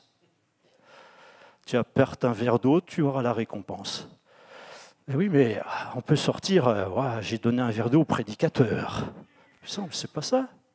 On peut se glorifier d'une action toute simple, toute humble. Et comme on peut faire de grandes actions sans être orgueilleux pour autant, ça c'est plus difficile. De ne pas se prendre la grosse tête quand on fait quelque chose qui nous amène à une reconnaissance, des louanges, c'est plus difficile. Mais on peut vite s'enfler d'orgueil, même au travers d'une tâche simple. On sert aux tables, on distribue le pain et le vin, c'est une tâche simple, etc. Je suis humble. Non, oui, mais je peux faire ça avec un cœur orgueilleux. En fait, l'humilité n'a rien à voir avec ce qu'on fait. Ça, c'est un jugement de valeur. On va définir qu'une action est humble, ou élevée, ou glorieuse, ou etc., importante, pas importante, sous-importante. On va définir, oui, mais ce n'est pas une action qui va témoigner de notre humilité. Et il est écrit dans le dictionnaire, c'est un sentiment. Ça veut dire que l'humilité, c'est quelque chose qu'on développe intérieurement. Je suis capable de faire de grandes choses en gardant un cœur humble. Comme je suis capable de faire des choses simples en ayant un cœur orgueilleux. Donc, ce n'est pas la chose qui importe, c'est la disposition du cœur. C'est pourquoi il est écrit dans Philippiens au chapitre 2, verset 5, d'avoir en nous les sentiments qui étaient en Jésus. Si l'humilité, c'est un sentiment, Jésus l'avait. Et il l'a eu au point, il est écrit au verset 7, de se dépouiller lui-même. En prenant une forme de serviteur, en devenant semblable aux hommes, il apparut comme un vrai homme. Il s'est humilié lui-même, se rendant obéissant jusqu'à la mort de la croix. En fait, l'apôtre Paul nous exhorte, là encore, dit, mais ayez en vous ce sentiment que Jésus avait. Ce sentiment, le premier, mais l'humilité. Bien sûr, avec l'amour, on connaît le fruit de l'esprit, l'amour, la paix, la joie, la bonté. Oui, l'humilité. C'est ce qui va caractériser Jésus dans tout son ministère. Il dit, vous m'appelez Maître et Seigneur, et vous dites bien parce que je le suis. Mais je suis au milieu de vous comme celui qui sert. C'est ça. Il est grand, mais il ne le montre pas. Au point que les gens vont le mépriser, vont le repousser, vont l'insulter, vont lui cracher dessus, et vont dire à mort, un tel homme. Ah bon ? Est-ce que c'est par orgueil? Il a péché par orgueil? Il est tombé, il a chuté, il a fait quelque chose de mal? Non. Non. Mais il annonce des vérités qui nous dérangent. Il dévoile les sentiments de notre cœur, nos sentiments orgueilleux, notre propre justice, notre propre autosuffisance. Et il dénonce tout ça. Mais oui, mais il le fait pourquoi? Mais pour nous éviter le jugement, pour nous éviter la condamnation. Pour qu'on réalise, qu'on freine et qu'on se dise « Oh, purée, il faut que j'arrête là parce que je suis dévoilé. Là, il me connaît vraiment. Comment? D'où tu me connais ?» Quand il voit Nathanaël, il dit « Quand tu étais sous le figuier, je t'ai vu. » Il dit « Voilà un homme juste dans tout Israël. » Nathanaël dit « Mais d'où tu me connais ?» Il dit « Quand tu étais sous le figuier, je t'ai vu. » Ah bon? Et ça suffit pour le convaincre. Qu'est-ce qu'il a fait? Qu'est-ce qu'il a dit? Quelle disposition de cœur il avait sous ce figuier? Est-ce qu'il s'humiliait? Est-ce qu'il priait? Qu'est-ce qu'il demandait à Dieu? On n'en sait trop rien. Sauf que ce que Jésus a dit a suffi à le convaincre. Ah, il dit, alors tu es vraiment celui qui doit venir, le Messie? Et il va suivre Jésus. Il connaît tout de nous. Nous n'avons pas à avoir une apparence avec lui. L'apparence, on l'a toujours vis-à-vis des hommes, mais pas de Dieu. On ne trompe pas Dieu. Et le Seigneur, il nous dit au travers de l'apôtre Paul, ayez les sentiments qui étaient en Jésus, cette humilité qu'il caractérisait, quand il se ceint d'un linge et qu'il vient pour essuyer les pieds des disciples. Et il dit, mais faites comme je vous ai fait. Ce n'est pas forcément d'essuyer les pieds des autres. Non, non, c'est l'humilité. Je suis le Maître et Seigneur et je suis au milieu de vous comme celui qui sert. Celui qui s'abaisse sera élevé. Et parce que Jésus s'est abaissé, il s'est humilié lui-même jusqu'à l'obéissance de la mort, de la croix, Dieu l'a souverainement élevé et lui a donné le nom qui est au-dessus de tout nom, afin qu'au nom de Jésus, tout genou fléchisse dans le ciel, sur la terre et sous la terre, et que toute langue confesse que Jésus est Seigneur, le roi des rois, le Seigneur des seigneurs. Amen, amen. Il s'est humilié. Et c'est ce qu'il veut. Il veut pour nous. Ce n'est pas pour nous embêter. C'est pour nous éviter de tomber trop bas comme à un point de non-retour. Vous savez, le point de non-retour, c'est quand on ne peut plus faire demi-tour. Quand il est écrit dans Hébreux 6, ils peuvent même plus être amenés à la repentance. C'est terrible. Et ça, c'est utilisé de l'aviation, le point de non-retour. C'est quand l'avion part et qu'il y a un moment, il s'aperçoit qu'il a dépassé la moitié de son carburant. Et qu'il dit, maintenant, j'aurai plus assez. J'ai plus assez pour revenir. Donc, perdu pour perdu, je continue. C'est ça le point de non-retour. Quand il a dépassé une certaine quantité de carburant et qu'il ne sait qu'il ne peut plus rentrer à la base. Là, il s'est dit, perdu pour perdu, ben, je continue. Et en fait, c'est ça. Le Seigneur veut nous éviter ce point de non-retour, où c'est plus possible.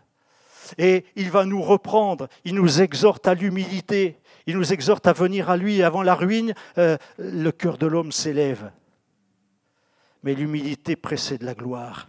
Et ce sentiment-là d'humilité, ce n'est pas que depuis Jésus, mais c'était dans le cœur du Père, de l'Éternel, du Dieu Tout-Puissant. Il avait ce désir-là pour son peuple, qui a vu les miracles, la colonne de nuée, la colonne de feu, la mer s'ouvrir, etc. Et tous les miracles.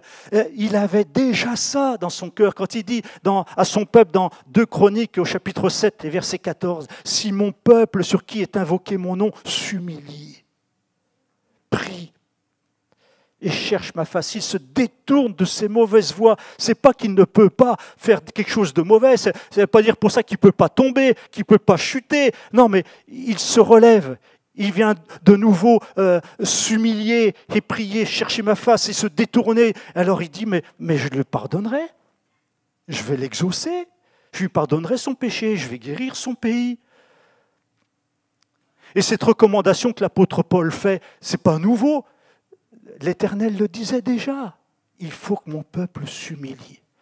Ce peuple sur lequel mon nom est invoqué, ce peuple, ces enfants qui se réclament de lui. L'exhortation est toujours la même aujourd'hui, elle est valable pour nous, parce que Dieu nous aime et il ne veut qu'aucun de nous ne se perde. Et si je me laisse enfler parce que j'ai fait une petite chose ou une grande chose, etc., prends garde de tomber, parce que ça va te faire mal. Et quand on chute, ça fait toujours mal. Après, on va dire, ce qui est important, c'est de se relever, de reprendre la route. Mais on va la reprendre avec beaucoup plus d'humilité qu'avant la chute, normalement. Jusqu'où va l'humilité?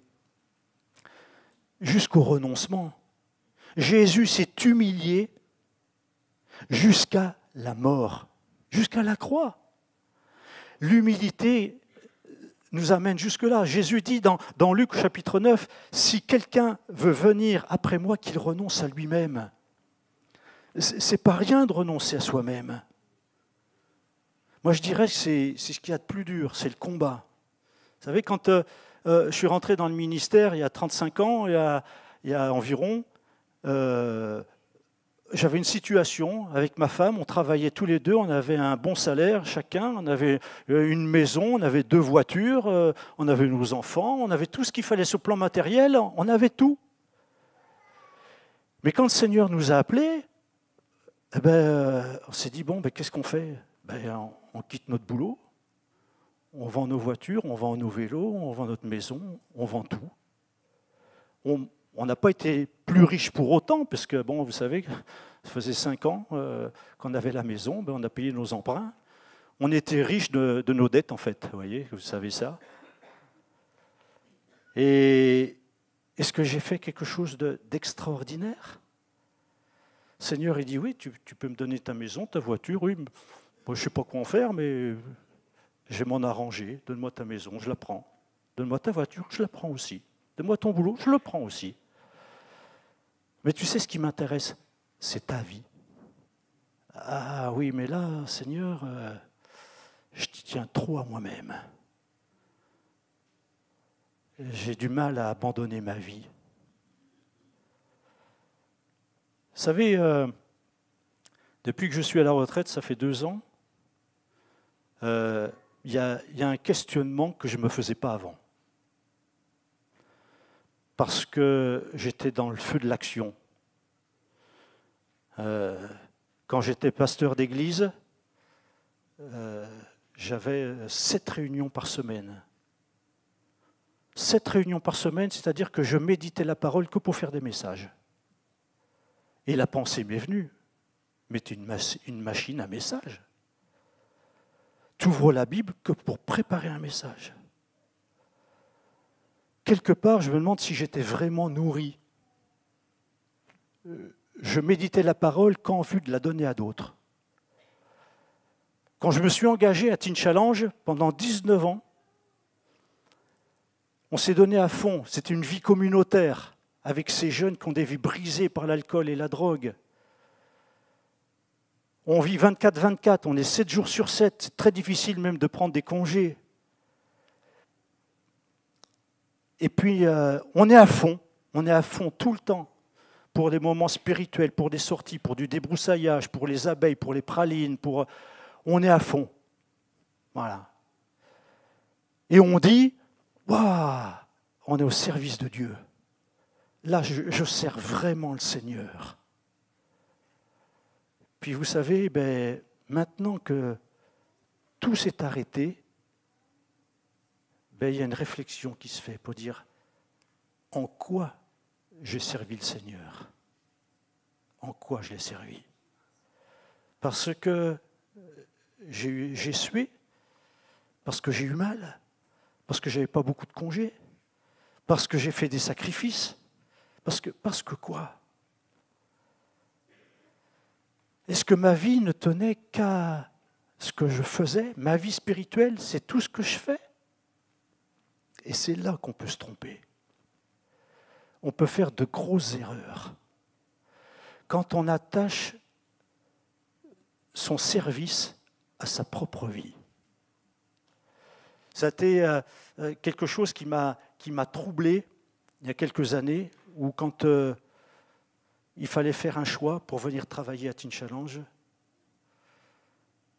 le Seigneur m'avait appelé avant, puis vous savez, au moment où ça doit se faire, il y a un pas d'hésitation. J'avais plusieurs endroits, un endroit en Suisse pour travailler avec des toxicomanes et un endroit en France pour travailler avec Teen Challenge. Et quand le moment était venu de faire le choix, j'étais troublé à un point que ça m'a provoqué des migraines et des vomissements. J'étais voir un spécialiste pour savoir d'où venaient ces migraines. Alors quelqu'un m'a dit mais c'est parce que à cause des calculs que vous avez, etc., on vous perd des calculs, les migraines continuent. Je passe à un électroencéphalogramme et on me dit mais non, mais c'est pas l'estomac, c'est pas ce qui se passe ici dans l'estomac qui crée vos migraines. Non, ce sont vos migraines qui créent vos vomissements. Ah. Et puis alors, je suis resté avec ça. Tout spécialiste qu'ils étaient, moi je n'étais pas plus avancé et mes migraines continuaient, mes vomissements aussi. Puis je suis allé voir dans le village où j'étais, à Teen Challenge, dans un petit village. Je suis allé voir le médecin. Et puis je lui dis, je lui parle de ça. Et puis elle dit, mais d'où ça vient? Elle dit, parce que, je dis, ça vient, c'est que j'ai un choix de vie à faire. C'est ma vie qui est en jeu, là. Et puis le médecin me dit, oh là là, comment vous y allez fort? Je dis, je sais pas, moi, comment vous auriez dit? Moi, j'aurais dit, je suis à un carrefour dans ma carrière professionnelle. J'hésite entre ici, travailler là ou travailler là-bas. Mais bon, vous parlez de votre vie. Et là, ça s'illumine dans ma tête. Ce n'était pas le grand spécialiste d'électroencéphalogramme, c'est juste le médecin de village qui me fait prendre conscience que j'ai trop attaché ma vie à ce que je fais. Ce que je fais, c'est ce que je suis. Et combien tombent dans ce piège? Dans le monde dans lequel on se définit tout le temps par son métier. Je suis électricien. Je suis boulanger, je pétris. On s'identifie à son métier, mais non. Notre vie, ce n'est pas notre métier. Notre métier, ce n'est pas notre vie. Je peux abandonner ma maison, je peux changer de métier. Je peux dire, Seigneur, vois tous les sacrifices que je jeûne 2 fois par la semaine, je donne mes dîmes, je change de métier, je vais... Seigneur, il dit, donne-moi ta vie, donne-moi ton cœur. Si tu veux me suivre, renonce à toi-même. Et l'apôtre Paul a compris ça quand il a été saisi par Jésus-Christ. Quand il va dire dans Galates au chapitre 2, verset 20, « J'ai été crucifié avec Christ ». Littéralement, c'est « je le suis et je continue de l'être ». Je suis crucifié. Je suis crucifié tant que j'ai la vie. Si je vis, ce n'est plus moi qui vis. C'est Christ qui vit en moi. Moi, je suis mort. Et quand il dit « si je vis », c'est Christ qui vit en moi, le moi. Ce n'est plus moi qui vis. Si Christ vit en moi, ce n'est plus moi qui vis. Et le moi, là, quand il dit ce n'est plus moi qui vis, c'est le mot égo. Ce n'est plus mon ego qui vit, ce n'est plus mon égoïsme, mon égocentrisme, mon moi auquel je suis si attaché. Ce n'est plus moi qui vis, mon ego qui vit. C'est Christ qui vit en moi. Et là, c'est un autre mot pour moi. C'est émoi. C'est le moi nouveau. Christ, il ne vit pas dans le moi ancien, le moi irrégénéré. L'homme ancien, il meurt, il est crucifié. Nous sommes baptisés, ceux qui vont se faire baptiser cet après-midi, il est écrit que quand nous qui avons été baptisés, nous avons été ensevelis avec Christ dans la mort. C'est dans la mort de Christ que nous avons été baptisés. Nous sommes morts à l'ancienne vie pour renaître à la vie nouvelle. Et c'est là que Christ vit en moi. Et cette mort à soi-même, c'est là l'humilité que Jésus avait et qui le caractérisait, étant dans toute sa vie, dans tout son ministère, et qui doit nous parler, nous interpeller aussi pour dire, mais est-ce que je suis prêt à m'humilier devant toi jusqu'à renoncer à moi-même, à mon moi, à mon ego, à ma propre vie, pour que ta volonté soit faite et non la mienne? Et ça, cette question, le Seigneur nous la pose à tous. L'importance que j'ai aux yeux de Dieu, c'est l'importance de ce que je suis et non de ce que je fais. Tu fais un beau métier, tu fais des belles choses, mais ça peut être sujet à ton orgueil, ça peut être sujet à te perdre, et ce n'est pas ta vie. Ta vie, elle appartient à Jésus, il te donne le souffle. Tu n'es qu'un souffle, le souffle, oui, mais le souffle de Dieu. Le souffle du Saint-Esprit, et que si je bouge, si j'ai le mouvement, la respiration et l'être, c'est vraiment une grâce de Dieu. Je te remercie, Seigneur, pour tout ce que j'ai, pour la maison, pour les biens que j'ai. C'est une grâce. Quand j'en rends grâce à Dieu le midi, quand je mange, moi je me dis, mais quel privilège j'ai, Seigneur, d'avoir à manger ce midi. Quel privilège. C'est une grâce. Je remercie le Seigneur de ces moments où j'ai plus l'activité Parce que ça me permet de me repositionner. Quand je médite, c'est plus pour faire... J'ai plus 7 messages par semaine à faire. Non, si j'ouvre la Bible, c'est pas pour faire un message. Non, non, je peux ouvrir la Bible aujourd'hui sans la pensée de dire « Ah, il faut que je la porte à d'autres, donc il faut que je fasse le premier point, le deuxième point, le troisième point, conclusion. » Non, tu n'as plus rien à faire. Tu lis un verset, ça suffit. Tu médites, tu es là dans sa présence. Je prends la guitare, je joue. C'est pour moi. C'est pour moi. C'est plus en vue de... Avec les jeunes, à Teen Challenge, on avait des temps de partage chaque matin. J'apportais. Oui, j'apportais. Je peux dire, je méditais pour apporter encore. Pendant 19 ans.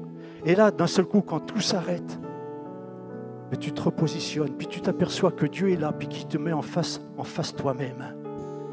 Et puis qu'en vis-à-vis, il vient devant toi, puis il dit, qu'est-ce que tu as vu? Tu crois que tu m'as servi? Oui, tu m'as servi, tu as fait plein de choses pour moi. Mais moi, ce que je veux, c'est ta vie. Ce n'est pas tout ce que tu as fait pour moi, c'est ta vie que je veux. C'est ta vie que le Seigneur veut. Ce n'est pas tout ce que tu fais pour lui. Tu dis, regarde Seigneur, tout ce que j'ai fait pour toi. Regarde ce que j'ai fait encore pour toi. Regarde ce que... Non, le Seigneur dit, mais moi, donne-moi ton cœur. Donne-moi ta vie. Si je suis mort, c'est pour tous que je suis mort. C'est pour conclure, terminer. Et il est mort pour tous dans 2 Corinthiens 5,15. Il est mort pour tous afin que ceux qui vivent ne vivent plus pour eux-mêmes, leur ego, mais qui vivent pour celui qui est mort et ressuscité pour eux. Amen.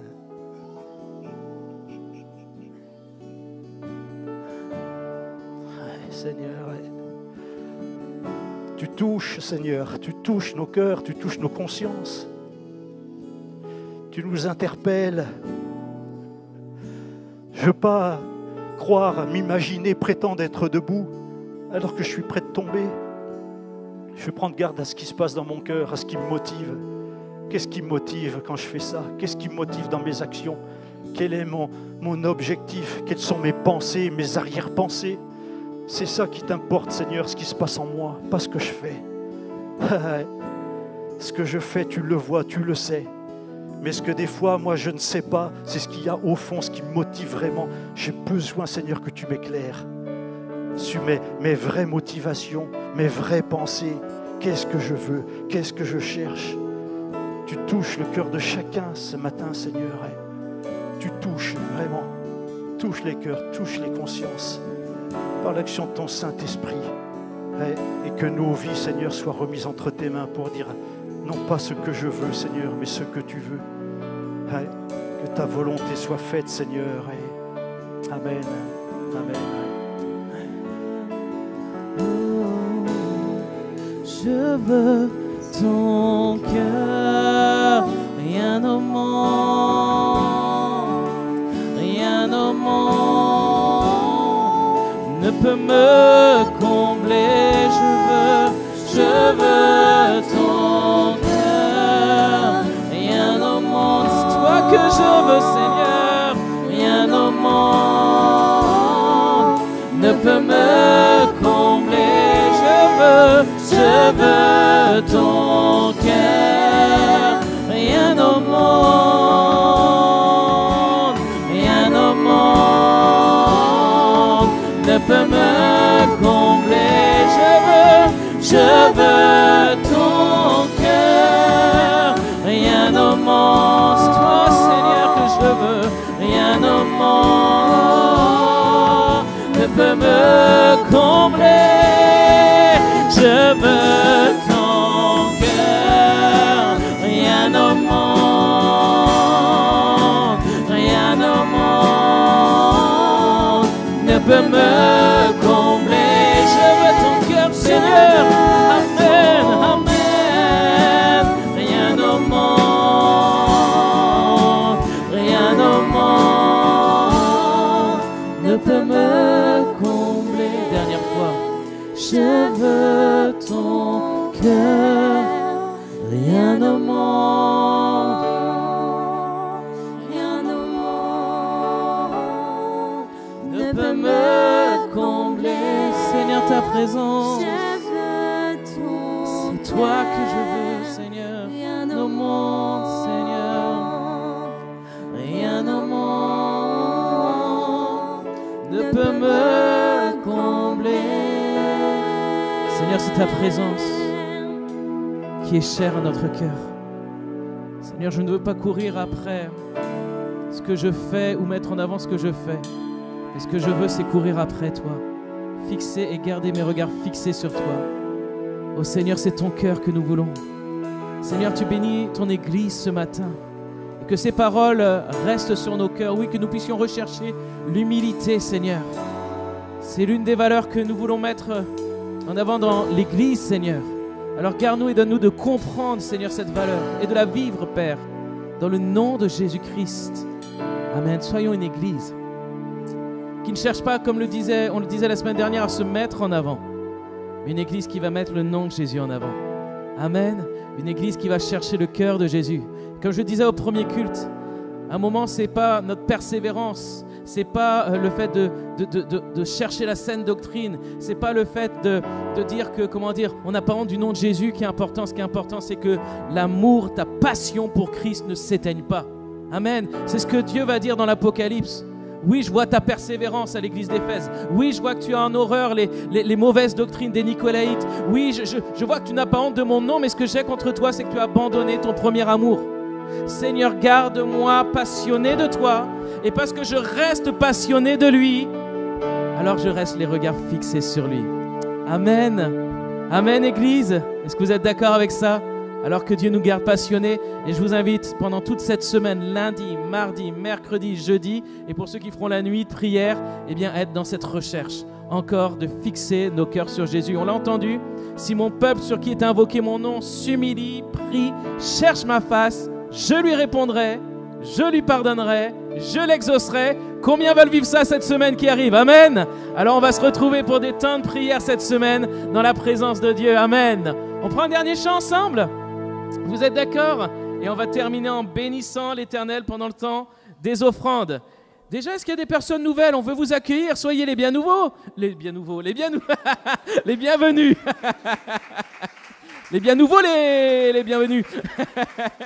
Voilà, il y a des personnes nouvelles. Voilà, notre service d'accueil va simplement vous remettre un petit fascicule qui présente qui est l'Église. J'espère que vous avez passé un bon moment au milieu de l'Église Tours Métropole. Et puis tout à l'heure, on vous rappelle, on a les baptêmes. Ça va être une après-midi de fête et de joie à 16h avec ces 5 personnes qui s'engagent pour Jésus-Christ. Amen.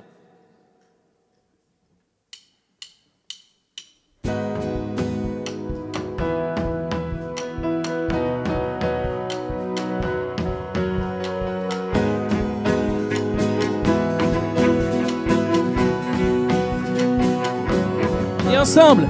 Bénis l'Éternel, oh mon âme. Bénis l'Éternel, oh mon âme. Bénis l'Éternel, bénis l'Éternel, mon âme. Bénis l'Éternel. J'élève ma voix, mon Dieu est vivant, rien n'arrêtera ma louange. J'élève ma voix, mon Dieu est vivant, rien n'arrêtera ma louange. Bénis, bénis l'Éternel, oh mon âme. Bénis l'Éternel, bénis l'Éternel. J'élève ma voix, j'élève ma voix, mon Dieu est vivant, rien n'arrêtera ma louange. J'élève ma voix, mon Dieu est vivant, rien n'arrêtera ma louange. J'élève ma voix, mon Dieu est vivant, rien n'arrêtera ma louange. J'élève ma voix, mon Dieu est vivant, rien n'arrêtera. J'élève ma voix, mon Dieu est vivant, il est vivant. Allez, et je vais au bout de la course avec Jésus. Alléluia, bénis. Bénis l'Éternel, oh mon âme, bénis l'Éternel.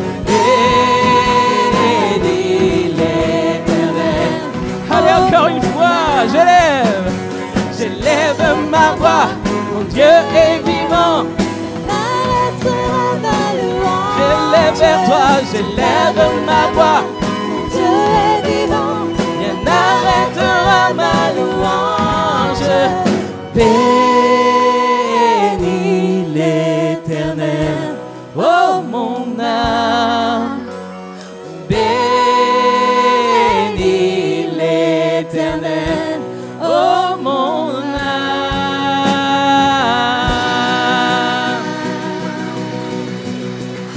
Soyez bénis. Et à tout à l'heure pour les baptêmes. Soyez richement bénis. Amen.